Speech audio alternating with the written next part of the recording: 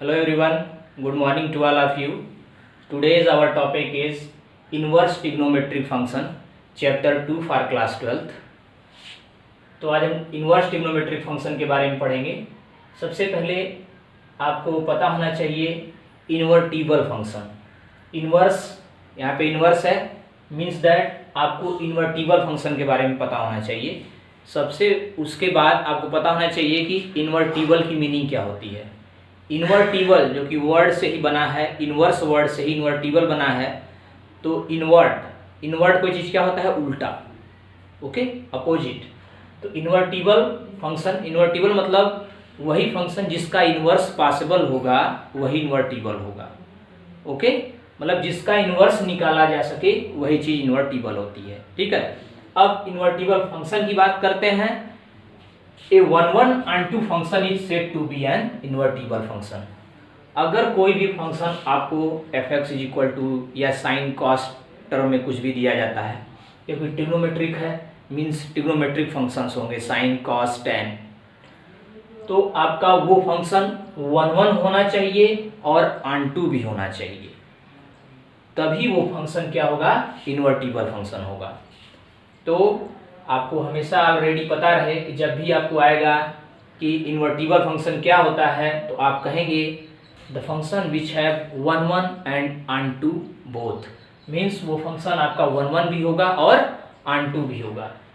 तो अब इसमें आपको 1 ऑन2 जानने से पहले, 1 ऑन2 जानने से पहले आपको सबसे पहले जानना होगा कि concept of domain, codomain and range, जो कि मैं प्रीवियस लेक्चर्स में क्लास 11th के लिए बना चुका हूं और आपको भी क्लास 12th वालों को भी बता चुका हूं। फिर भी एक बार अब इसमें भी है तो मैं इसके बारे में भी एक बार पुनः आपको रिवाइज करा देता हूं, जिससे कि आपका कॉन्सेप्ट बिल्कुल क्लियर रहे कि डोमेन क्या होता है, रेंज क्या होता है, कोडोमेन क्या होता है। एक बार फिर से मैं बता दे रहा हूँ। तो नेक्स्ट हम देखते हैं concept of domain, codomain and range of a function, and range of a function, okay, concept of domain, codomain and range of a function। इसको मैं आपको एक मैपिंग के थ्रू समझाता हूं, जिससे कि आपको इजीली समझ में आ जाए कि होता क्या है। तो मैं एक सेट ले लेता हूं, ये आपका सेट ए मैं ले रहा हूं और इधर आपका मैं सेट बी ले रहा हूं। इसमें मैं एलिमेंट्स ले रहा हूँ 1 2 3 4। मैं और भी एलिमेंट्स ले सकता हूँ, लेकिन मैं इतने ही ले रहा हूँ कि आप बिल्कुल समझ सकें। इधर मैं लेता हूँ 1 4 6 8 10, ओके। इस तरह से मैं आपको सेट बी में ले लिया एलिमेंट्स। अब इसका देखिए, इसका रिलेशन मैं इससे कर दे रहा हूँ, 1 1 से है, 2 का 4 से है, 3 का 6 से है, 4 का 8 से है, ओके। तो अब देखिए कि जो डोमेन क्या होता है, जो हम इनपुट देते हैं। ये आपका एक तरह समझिए ये इनपुट है और ये आपका आउटपुट है। तो जो आपने इनपुट दिया, जो भी हम इनपुट देते हैं 1 2 3 4 5 6 7 8 9 10, जो भी आप इनपुट देंगे वो आपका डोमेन होगा। क्या होगा? Domain, domain of a function. जो भी आप इनपुट देते हैं, जो भी चीजें आप देते हैं, जो भी वैल्यू देते हैं, वो आपका डोमेन होता है। और इसमें जो भी सारी वैल्यू होती हैं 1 4 6 8, मान लीजिए 10 12 होता, 14 होता, 16 होता, 18 होता, 20 होता, वो सारी चीजें क्या हो जाएंगी? Codomain, codomain, okay. जितनी भी वैल्यू इसमें होती है, अंदर जितना भी होता है वो क्या होता है? आपका कोडोमेन, ओके। और जो जिस वैल्यू पे फंक्शन डिफाइन होता है, जिस वैल्यू के लिए हमको आउटपुट मिलता है, जैसे 1 का 1 आउटपुट मिला, 2 का 4 मिला, 3 का 6 मिला, 4 का 8 मिला, तो ये आपके 1 4 6 8 क्या होगी? इसकी रेंज होगी। ये जो 4 वैल्यू है ये क्या होगी? आपकी रेंज होगी। तो इजीली आप अब समझ गए होंगे कि कोडोमेन एक तरह से जो हम इनपुट देते हैं, वो आपका डोमेन होता है। कोडोमेन जो सारी वैल्यू जिसमें हम लिखते हैं वो कोडोमेन होता है, लेकिन जो हमको रिजल्ट मिलता है, जो डिजायर्ड रिजल्ट हम ऑब्टेन करते हैं 1468, ये आपका रेंज होता है। जैसे इसको हम दूसरे टर्म में भी कह सकते हैं। अब आप देखिए 1 1 1 जा 1, ठीक है, 1 2 2 4, ओके, यहाँ पे हम ले लेते हैं 1 का 2 ले लेते हैं। अब देखिए, अब यहाँ पे एक फंक्शन मैं आपको बता भी रहा हूं कि किस तरीके से ये हो गया। देखिए 1 2 जा 2, 2 2 जा 4, 3 2 जा 6, 4 2 जा 8। अब ये क्या है, set B is the double of set A. Set B is the double of set A, या set B is the 2 times of set A, या output is the double of input. Output is the double of input. तो इस function को हम कई तरीके से define कर सकते हैं। अब मैं आपको यहां पे कहूं कि आप डोमेन, रेंज और कोडोमेन लिखिए। तो अगर हम डोमेन की बात करें तो आपका हो जाएगा 1 2 3 4। कोडोमेन की बात करें हम, कोडोमेन की, तो आपका हो जाएगा 2 4 6 8 10। और रेंज की बात हम करें तो रेंज आपका हो जाएगा 2 4 6 8। ओके, तो इस तरीके से आपका डोमेन, कोडोमेन और रेंज, तो ये जो भी चीजें हैं अभी यही चीजें डोमेन, कोडोमेन, रेंज, इसकी बात डोमेन और रेंज की बात आपके ट्रिग्नोमेट्रिकल फंक्शन में आएगी। जैसे आप sin 30 = 1/2 लिखेंगे तो उसमें डोमेन, डोमेन और रेंज क्या होगा, ये चीजें भी हम देखेंगे। तो इस तरीके से आप क्या कर सकते हैं कि इन वैल्यूज को आप इसमें इनपुट जो भी करेंगे आपको डिजायर्ड आउटपुट मिलता रहेगा।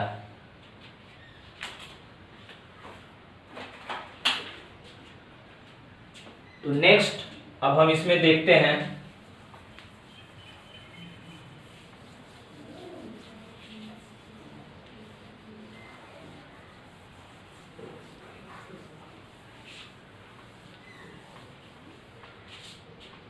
अब मैं आपको बताता हूं कि 1 1 फंक्शन क्या होता है। 1 1 फंक्शन, ओके, सबसे पहले 1 1 पे चलते हैं हम।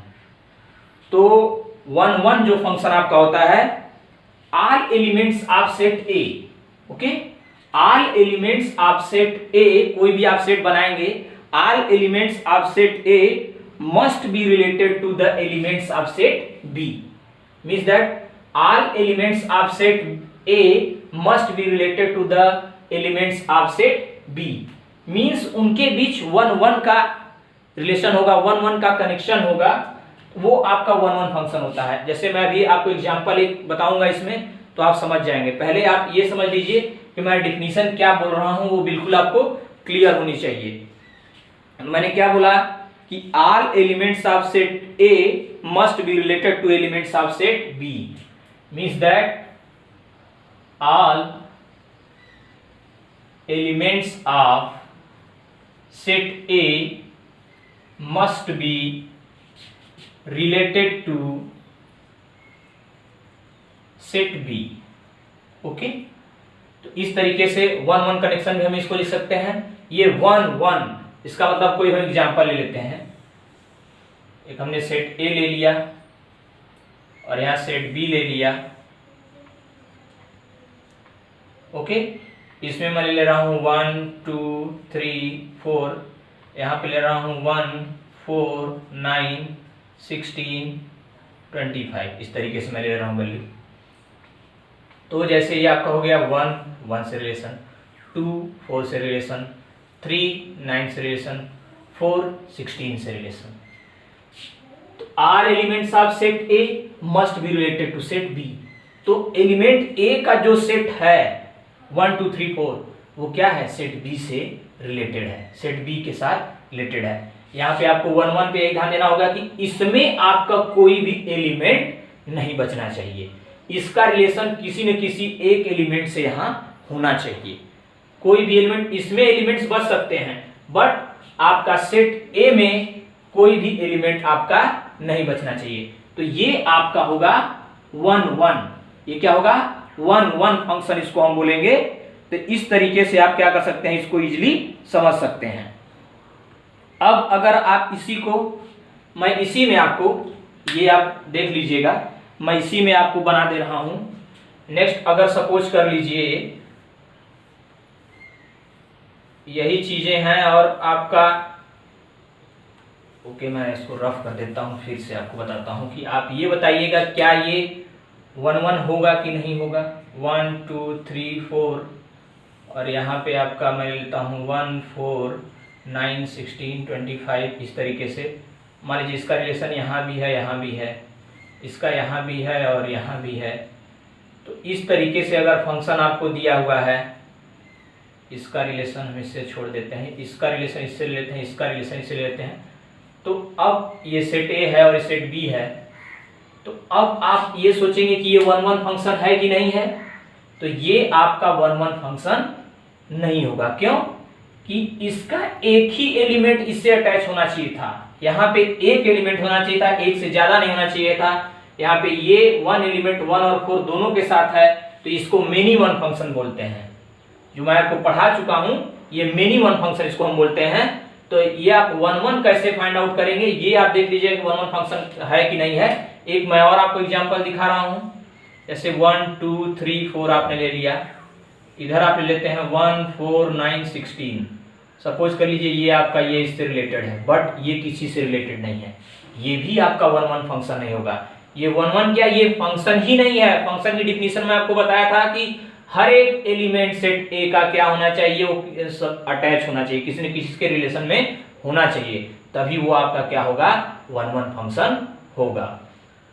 ओके, तो ये फंक्शन नहीं है, तो 1 1 फंक्शन की जो मैंने आपको फर्स्ट में बताई थी वही आपका 1 1 फंक्शन केवल होगा। अब नेक्स्ट हम चलते हैं, आपका जो नेक्स्ट है इसमें अब हम ऑनटू फंक्शन देखते हैं। Onto function, onto function. Okay, onto function क्या होता है? If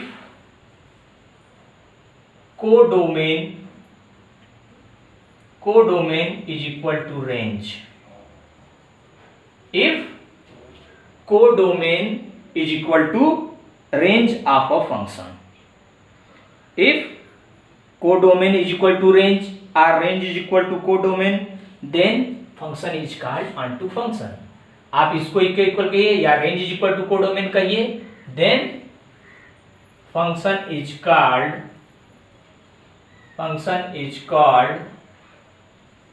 onto function.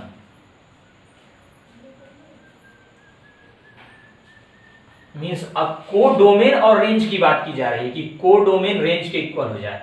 अब यहां पे लीजिए आप एक सेट ए ले लीजिए और एक सेट बी ले लीजिए, 1 2 3 4। हमको और भी एलिमेंट्स ले सकते हैं, लेकिन मैं आपको एग्जांपल के उस पर समझा रहा हूं, तो आप बस समझते चले जाइए। 4 है, 9 है, 16 है। ओके, अब ये इससे रिलेटेड है, ये इससे रिलेटेड है, ये इससे रिलेटेड है, ये इससे रिलेटेड है। ठीक है, अब यहाँ पे देखिए आप से पूछा जाए कोडोमेन क्या है, तो 1 4 9 16 कोडोमेन है। रेंज भी क्या है, 1 4 9 16। मीन्स यहाँ पे कोडोमेन देखा जाए तो कोडोमेन आपका क्या होगा, 1 4 9 16। और रेंज भी क्या होगी, रेंज भी आपकी क्या होगी, 1 4 9 16। ओके, तो इस तरीके से आपने देखा कि यहाँ पे कोडोमेन और रेंज दोनों ही क्या हैं, इक्वल है। तो ये क्या होगा, आपका ऑनटू फंक्शन होगा। यहाँ पे आपने देखा कि ये जो रेंज है, रेंज इक्वल टू क्या गया है, कोडोमेन, या codomain is equal to range. तो हमेशा आप देख लीजिएगा कि ऑनटू फंक्शन क्या होगा, जहां पे कोडोमेन और रेंज दोनों ही इक्वल हो जाए तो वो ऑनटू फंक्शन हो जाए। तो इस तरीके से आपने देखा कि आपका फंक्शन इन्वर्टिबल कब होगा, जब वो फंक्शन 1 1 हो। 1 1 आप देख चुके हैं प्रीवियस में, और ऑनटू हो, ये दोनों ही चीजें होनी चाहिए। मींस दैट उस फंक्शन का डोमेन और कोडोमेन और रेंज बराबर होना चाहिए, और आपका जो है कि और इन्वर्टिबल होना चाहिए। ओके, मींस दैट 1 1 भी होना चाहिए और ऑनटू भी होना चाहिए। मतलब एक इसमें भी कोई खाली नहीं रहना चाहिए, सारे एलिमेंट इससे रिलेटेड होने चाहिए, और आपका ऑनटू फंक्शन होना चाहिए। तो आप इजीली ये चीज समझ चुके होंगे। अब मैं आपको जैसे कहूं कि आप किस तरह से इसका एग्जांपल दे सकते हैं, तो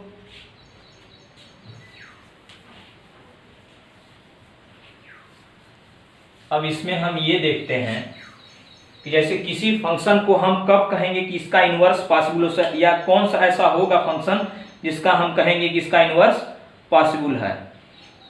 तो आपने जैसे ले लिया, अब मैं छोटा एलिमेंट ले रहा हूँ, 1 2 3 ले लिया मैंने, और यहाँ पे मैंने ले लिया 1 4 9। तो ये देखिए, ये सेट ए है, ये सेट बी है, ये 1 से 1 है। ओके, यहाँ भी करेंगे, अगर इसका स्क्वायर करेंगे तो 1 आ जाएगा। यहाँ पे देखिए 2 का स्क्वायर करेंगे 4 आ जाएगा, 4 का स्क्वायर रूट निकालिए तो 2 आ जाएगा। ये देखिए 3 का स्क्वायर करेंगे तो 9 आ जाएगा, इसका कैलकुलेट करेंगे तो 3 आ जाएगा। तो सारे आप देख रहे हैं कि ये 1 1 भी है और ऑन2 भी है। तो इस फंक्शन का क्या होगा, इनवर्स पॉसिबल होगा। क्या होगा, इनवर्स क्या होगा, पॉसिबल होगा।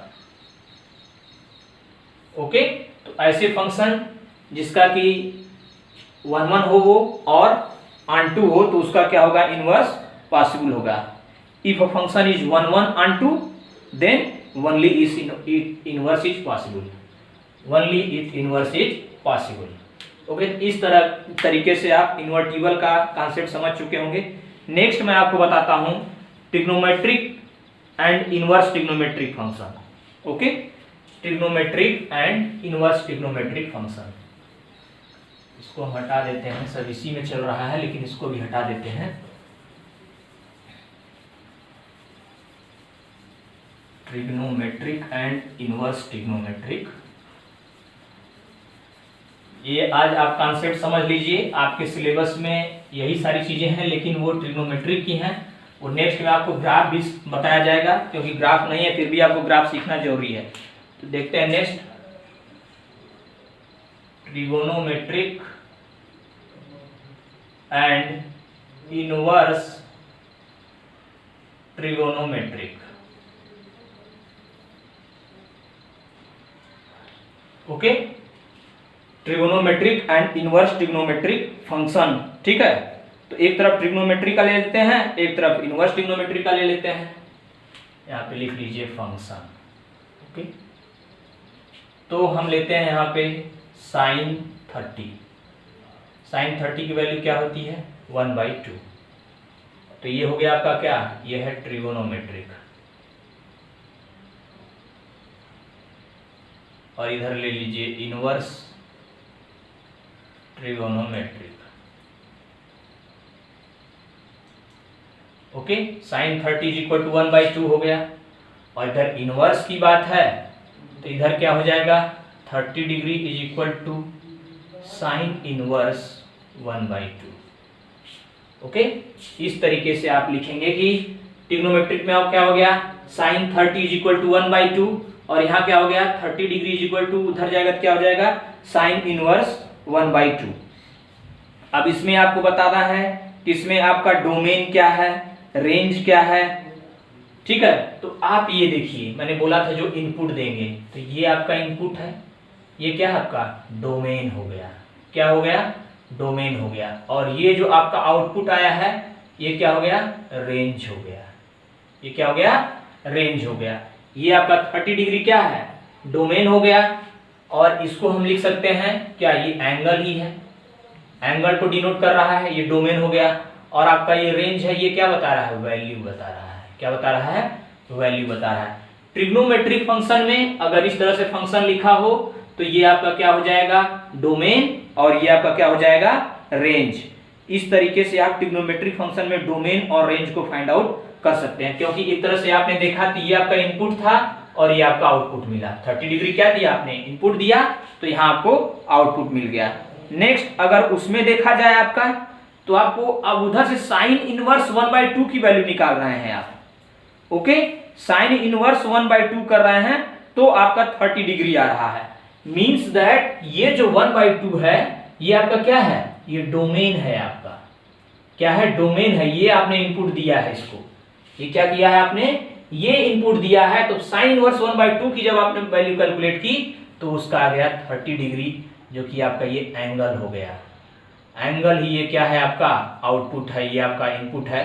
तो ये 30 डिग्री क्या हो जाएगा, आपका रेंज हो जाएगा। ओके, इनपुट है या आउटपुट है, ये एंगल है, और एक तरह से ये वैल्यू था, ये आपकी डोमेन हो गई यहाँ पे, और ये रेंज हो गया। आपने जस्ट देखा कि ट्रिग्नोमेट्रिक का इनवर्स ट्रिग्नोमेट्रिक जस्ट उल्टा ही होता है, मैं पहले ही आपको बता चुका हूं। तो आपको यहाँ पे रेंज डिफाइन हो गई, ये आपका रेंज हो गया, ये आपका डोमेन हो गया, सारी चीजें आपने यहाँ पे सीख ली। देखिए अच्छे तरीके से आप देख लीजिएगा, ध्यान दे लीजिएगा कि इधर जो वैल्यू है, इधर जो वैल्यू है ये आपका डोमेन है और ये रेंज है। ट्रिग्नोमेट्रिक फंक्शन में ये जो एंगल होता है वो आपका डोमेन होता है और जो वैल्यू आती है वो आपकी रेंज हो जाती है। तो इस तरीके से हम ट्रिग्नोमेट्रिक और इनवर्स ट्रिग्नोमेट्रिक फंक्शन का एक बेसिक आइडिया समझ लेते हैं कि इनपुट क्या होता है और आउटपुट क्या होता है और इसका डोमेन और इसका रेंज क्या होता है। इसी तरह से जब आप साइन फंक्शन का कंप्लीट पढ़ेंगे तो उसका आपको पता चल जाएगा कि कहां से कहां तक इसका रेंज होता है, और उसी तरह से कॉस टेन सारे का आप पढ़ेंगे। आप 11th में शायद पढ़ भी चुके होंगे, तो आपको सारी चीजें क्लियर होंगी कि इसका रेंज और डोमेन क्या होता है। तो ये चीज आप पढ़े थे या नहीं पढ़े थे, इसलिए मैंने आपको बता दिया कि आप आसानी से एक बार रिकॉल कर सकें चीजों को, क्योंकि ये इस बार जो आपके कॉन्सेप्ट में है यही सारी चीजें हैं, डोमेन, कोडोमेन, रेंज, फिर फंक्शन, और ये सब चीजें आपको पढ़नी है। ओके, नेक्स्ट वीडियो मिलते हैं। Thank you class.